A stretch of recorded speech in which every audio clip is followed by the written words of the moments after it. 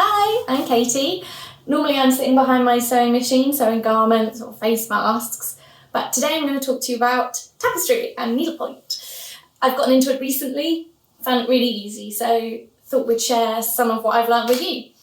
I'll talk you through everything that I got in this kit from Lovecrafts, how to attach it to your frame if you've got a frame but you don't necessarily need one, and then also the kind of three main stitches that you'll probably end up using. They're really simple, it's really quick to get into, don't really need any materials other than the kit, so hopefully you enjoy it. So I'm using this kit from Lovecrafts today. It's by Bothy Threads, the Spring Fox tapestry. The reason I love using kits rather than just following charts is because everything comes in the pack already. So you've got all the wool, exactly the right amount for each colour that you need. It also comes with your needle. We've got threads and charts as to which colour goes where, which colour is what reference in case you do need to buy more, how much you've got, all of that, which I think is wicked. And then the best thing about these kits is that the design comes pre-printed on your canvas that you're going to be stitching onto. So you really just can kick back and stitch away. So while they do come with most things, there are also a couple of things I found that are quite useful to have just in your kind of kit of parts. And that's little thread snips. You've probably got these already. And then also this needle threader. Mine's a bit battered now, but it just means that because the wool is quite thick that you're going to be using, and the needle, although it has a relatively large eye, it's still quite tricky getting it through. So I just find having one of these just means I ruin my wool less and I can not curse as much trying to put the wool through it. So yeah, that's all you need.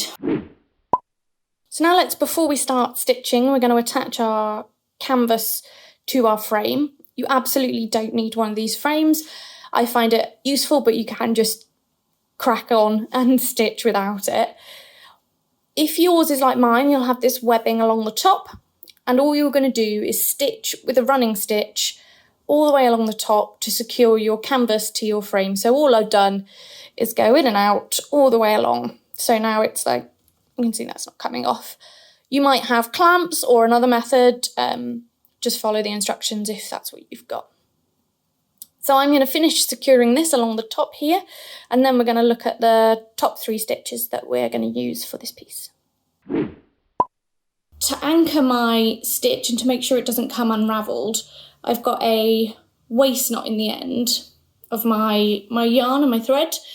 The furthest point away, I'm going to go in from the top, so from the front of my canvas, and my knot will anchor here. So I'm going to go in, just in here, like that. And there you can see that's not coming through now. The half cross stitch works from left to right, and you want to place your waist knot in line with the row that you're going to be stitching, because that will mean that you're going to, on the back, I think you can kind of see that, you're going to anchor your stitch with your stitches. You're going to anchor your thread with your stitches so that doesn't come unravelled. We're going to start from this far end here, bottom left, and we're going to be going top right, bottom left, top right, bottom left, top right, all the way along. So, bottom left, now you can see you've got this line of thread underneath. We're going to be anchoring that with our stitches as we go. So we've gone bottom left, in top right.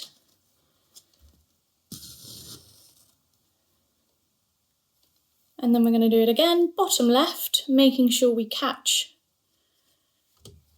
that row of thread behind. So in bottom left, top right. Once more, bottom left. My frame is so wobbly. So we've come up bottom left, we're going to go down bottom right. Oh, top right, sorry. Top right. Up bottom left. down, top, right. And we're just going to do that all the way along. So now I've reached the end of my row, I'm going to need to turn around and go back the other way so that I can keep building this block of colour that I'm kind of working on. That just means that I'm going to need to reverse my half cross stitch and do it backwards. So before we were coming up, bottom left, down, top, right. This time we're going to go up, top, right, down, bottom, left. So we're just reversing the order that we're doing it in, and it gives us exactly the same stitch that we were doing. So down, bottom, left. Up, top, right.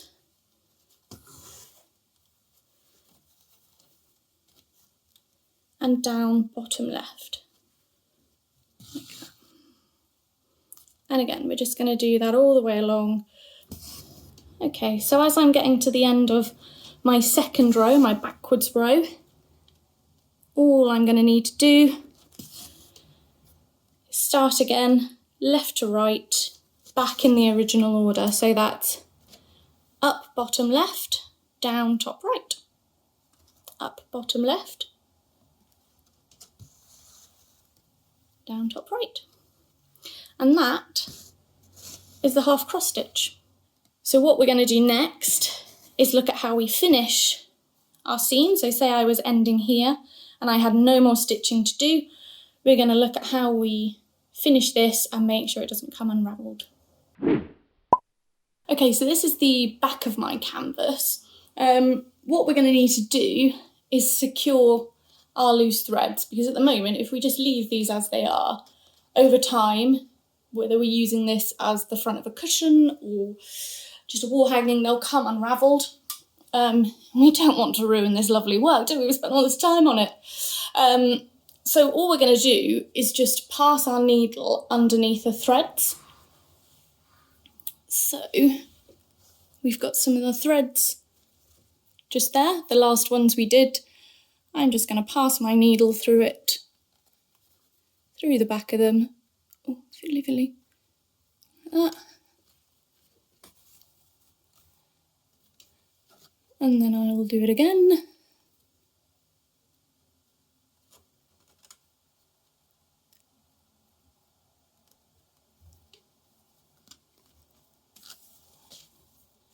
There we go. And then you can just snip it off. And it should be nice and cosy there and not wander off at any point. You might be wondering why some of those lines or some of those rows on my half cross stitch up here and here are a little bit thicker. That's because I had started the new row here, so that's got the kind of tail of the green thread underneath it where we secured it on that side, and the same with this one.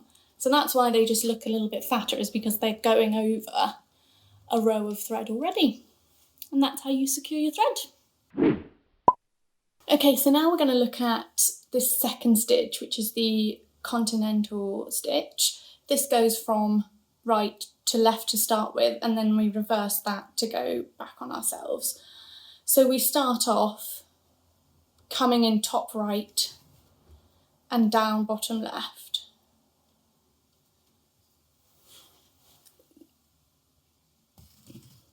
Wobbly frame. So up top right, down bottom left. And I'm kind of noticing that my thread is getting like a little bit fluffy now, probably from me redoing bits over and over again. So what I'm just going to do is just twizzle this in my hands just to tighten it back up again and give it a bit more definition.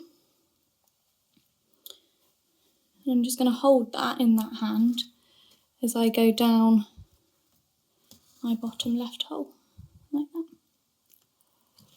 Top right, bottom left. And then we're going to do that one all the way along. And that is the Continental stitch.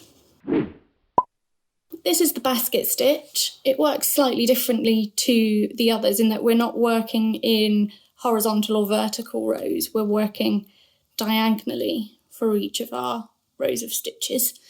You can see the end pattern is very similar once you've got a little area of it. But when you've just got a standalone line like this one, you can see that it looks a little bit like a brick. So we've got it coming out, then going in, out, in, out, in. So you've got a point that's in further and out further. And then once you've got started, that makes it very easy to follow, because then you're just kind of filling in the gaps of going in or out and just following that kind of wave.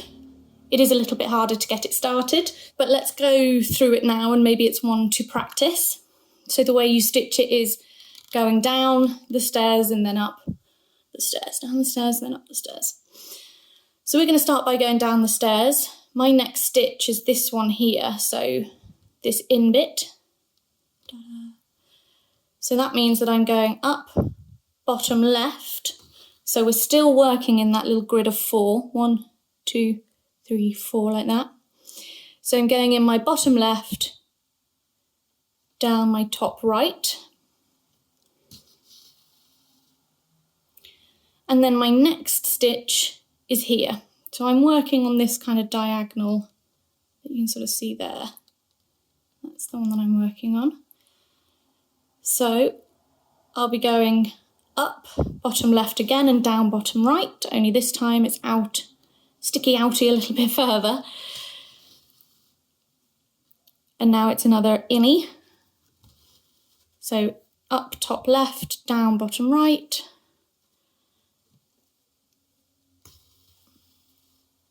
Hold my jelly canvas steady. Bottom left, down, bottom right. And so you just keep going until you reach the end of your little area. So that's my bottom line there. And I'm going to want to keep filling this so I end up with this area filled and I get a nice rectangle. So that means that my next stitch is going to be this innie stitch. So I'm going bottom left, top right. And I just climb up the stairs this time rather than down them. And those are your 3 stitches, the half cross stitch, the Continental, and the basket stitch.